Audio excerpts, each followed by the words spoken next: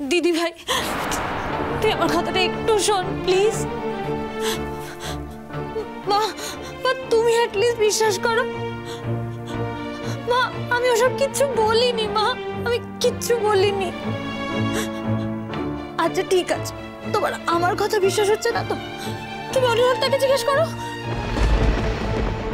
আমি নিজের কথা বলছিলাম না মা, আমি দিদি ভাইয়ের কথা বলছি।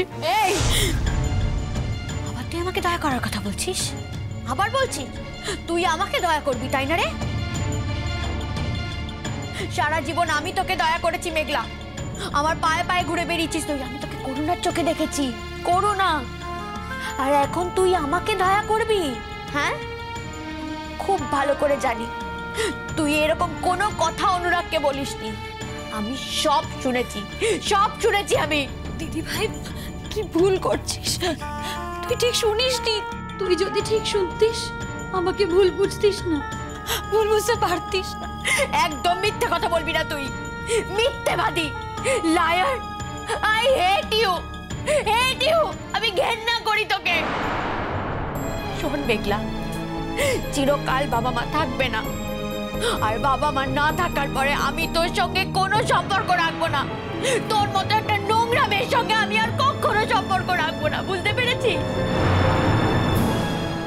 তোর মুখ দেখা বাপ, মুখ দেখা বাপ, তুই এটা বুঝতে পারছিস? পারছিস এই কথাটা বুঝতে? তুই আমার একটু দিন ভালো যায় না তোর মতো মেয়ের মুখ দেখলে। দিদি ছাড়ো, ছাড়ো, ছেড়ে দাও দিদি, আর কথা বাড়িও না। এখনো তুমি বলছো আমি ছেড়ে দেবো? এখনো তুমি বলবে এই কথাটা? কি করব, কি করব আমি বলতে পারো? ওর গায়ে হাত দেবো? এত বড় বেশ, ওকে মারবো? কি করব আমি বলতে পারো? যত খারাপ কথা বলা যায় সবটা বললাম, তারপরেও যদি ওর শিক্ষা না হয়, লজ্জা না হয়, আমি কি করতে পারি বলতে পারো? মেঘলা, যে ছেলের সাথে তোমার দিদির বিয়ে ঠিক হয়েছিল তার সাথে বিয়েটা ক্যান্সেল হয়ে গেছে। এরপরও তুমি যদি মনে মনে ঠিক করে থাকো যে ওই ছেলের সাথে তুমি বিয়ে করবে, তাহলে তুমি ভুল ভাবছো।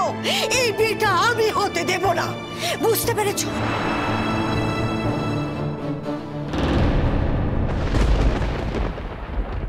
বুঝেছো তুমি আমি কি বলছি? হ্যাঁ, মা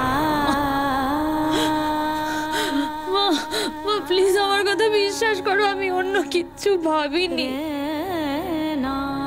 কোনোদিনও ভাবিনি। আমি অনুরাগদাকে ও দিদির বর হিসেবে ভেবেছি মা, আমি ওকে দাদার মতন দেখেছি, অন্য কিচ্ছু ভাবিনি মা। তুমি যদি আমার কথা বিশ্বাস না করো আমি কি করে বিশ্বাস করবো তোমার? তুমি একটু বিশ্বাস করো, আমার কোনো দোষ নেই। ও যদি আমাকে বলে আমি কি করব? আমি কি বলেছি ওকে বলতে? বলো মা, আমি তো বলিনি। প্লিজ মা তুমি ওকে জিজ্ঞেস করো, তুমি ওকে জিজ্ঞেস করো, আমাকে বিশ্বাস করতে হবে। তুমি অনুরাগটাকে জিজ্ঞেস করে নাও মা। সাধু, আমি মিথ্যে কথা বলতে পারি না। কথায় কথায় মিথ্যে কথা বলিস, এখন বলছি আমি মিথ্যে কথা বলতে পারি না? তো সবটা মিথ্যে, সবটা। তোকে চিনতে আমার আর বাকি নেই।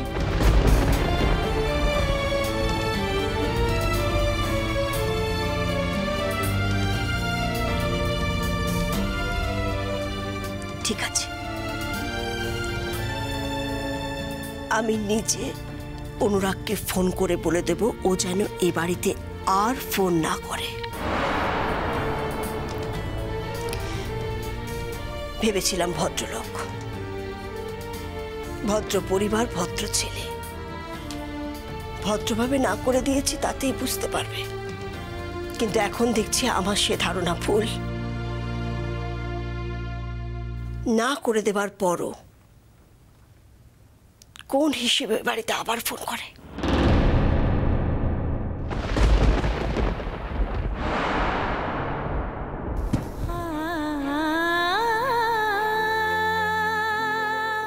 ভেবেছিলাম ভদ্র পরিবার, ভদ্র ছেলে, ভদ্রভাবে না করে দিয়েছি তাতেই বুঝতে পারবে। কিন্তু এখন দেখছি আমার সে ধারণা ভুল।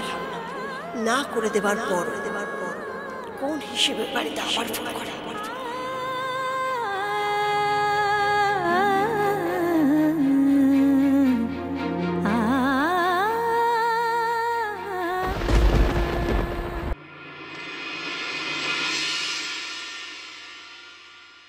আসুন আঙ্কেল আসুন। ছোট মাসি, হ্যাঁ দেখো না কে এসছেন।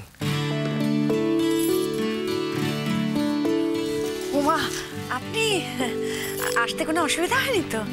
না না, একেবারে হার্ট অফ দ্য সিটিতে বাড়ি, অসুবিধার কোনো প্রশ্নই নেই। বসুন দাদা, বসুন। হ্যাঁ আসুন।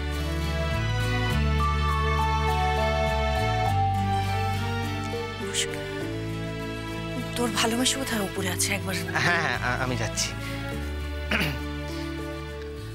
ছোট বৌমা, তোমার দিদি আজকে ওপিডি সেরে দুপুরে ফিরবে, আর হ্যাঁ দাদা, আমিও সেই মনে সময়। আছে শনিবার তো, আজ বাড়িতেই লাঞ্চ করবেন আপনারা। তার আগে দেখুন কে এসেছে। আরে নমস্কার। নমস্কার নমস্কার নমস্কার, বসুন বসুন বসুন বসুন। আরে হোয়াট আ সারপ্রাইজ! হ্যাঁ, চা মিষ্টি নিয়ে এসো। আজকে যখন এসে পড়েছেন, আমাদের সঙ্গে লাঞ্চ না খাইয়ে আপনাকে আমরা ছাড়ছি না।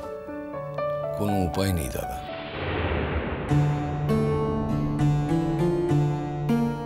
আমাকে যেতেই হবে। দেখুন, আপনারা ব্যস্ত মানুষ, আমি অসময়ে এসে পড়ে বিরক্ত করছি। আমাকে তাড়াতাড়ি ফিরতেই হবে। মানে আমি ইউনিভার্সিটির একটা কাজ নিয়ে কলকাতায় এসেছি, তো আমি ভাবলাম যে আগে আপনাদের সঙ্গে দেখা করে তারপর না হয় ইউনিভার্সিটির কাজটা সেরে শ্রীপুরের গাড়ি ধরবো। আপনি তো বড্ড ফর্মাল লোক মশাই, আমরা কিন্তু এরকম একেবারে নই। বৌমা, মানুষটা কত দূর থেকে এসছেন, ভালো করে আদর যত্ন করো না। হ্যাঁ দাদা, আপনি নিশ্চিন্ত থাকুন। আরে uncle, good morning. Good morning. Morning. কেমন আছেন? তো ভালো আছি, তোমরা ভালো আছো তো? হ্যাঁ হ্যাঁ ভালো। বলছি আঙ্কেল, আপনি কি আমাদের জন্য কোনো ভালো খবর নিয়ে এসেছেন?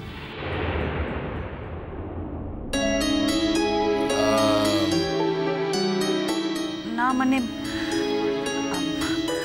আসলে আঙ্কেল, আমরা কিন্তু মনে মনে এক্সপেক্ট করে রয়েছি যে আপনি আমাদের জন্য কোনো ভালো খবর নিয়ে আসবেন। যদিও ফোনে তেমন কোনো কথা হয়নি, তবুও বলছিলাম আর কি, যদি পরে আপনারা কিছু। হ্যাঁ মানে এই তো, নমস্কার। হ্যাঁ নমস্কার। তা বলুন, নতুন কি খবর আনলেন? বসুন না। আসলে আজকের আবার হঠাৎ করে পেয়ে যাওয়া আমার একটা ছুটির দিন, তাই একটু বেড়া অবধি ঘোরাচ্ছিলাম। আমার কপালে তো সচরাচর এরকম ছুটির দিন জোটে না। না না, ছি ছি, আমারই তো খুব খারাপ লাগছে। মানে আপনি বিশ্রাম করছিলেন, আমি বিরক্ত করলাম। আপনার খারাপ লাগবে কেন দাদা? এত বেলা অবধি ঘুমানোটাও তো কোনো কাজের কথা নয়। আপনার অস্বস্তির কোনো কারণ নেই। সবাইকে দেখছি কিন্তু।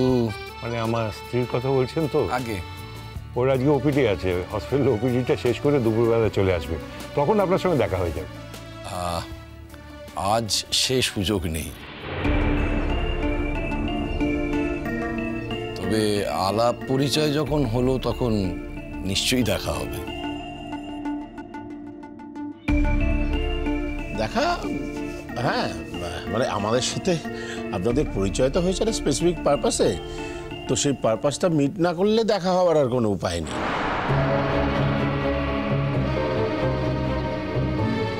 তো বলুন, কি ভাবলেন নতুন করে? দেখুন, আপনি আপনার স্ত্রীর মুখে যাই বলুন, পরে নিশ্চয়ই বিবেচনা করে দেখেছেন এরকম পাত্র হাতছাড়া করাটা উচিত হবে না।